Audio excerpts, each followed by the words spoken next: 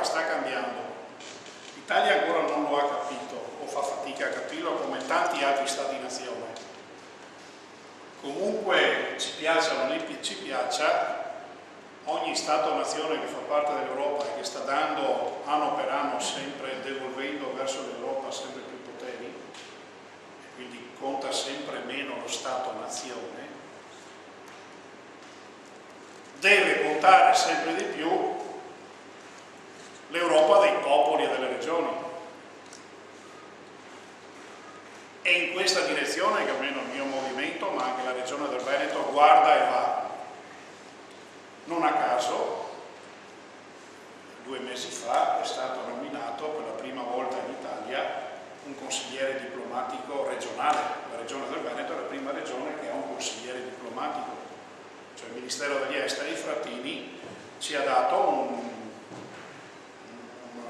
componente dell'ambasciata che era a Washington, e adesso che è veronese, quindi non a caso è venuto anche quello, cioè un Veneto, che adesso è consigliere diplomatico per il Veneto in giro per il mondo. Cioè intendo dire che la direzione è quella, l'Europa dei popoli e delle regioni, e sempre meno degli stati-nazione, ci piaccia o non ci piaccia, o piaccia o non piaccia.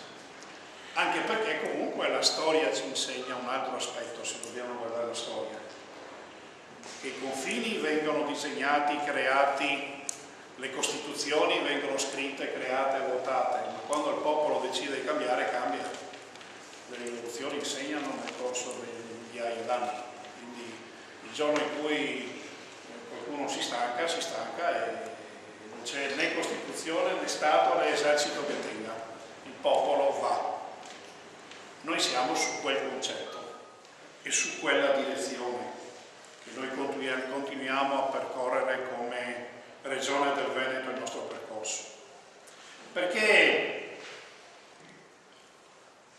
se la direzione che in questo momento abbiamo a livello nazionale appunto è quella del federalismo, quindi il portare verso il territorio il potere, va nella direzione sempre, guarda caso, dell'Europa dei popoli e delle regioni.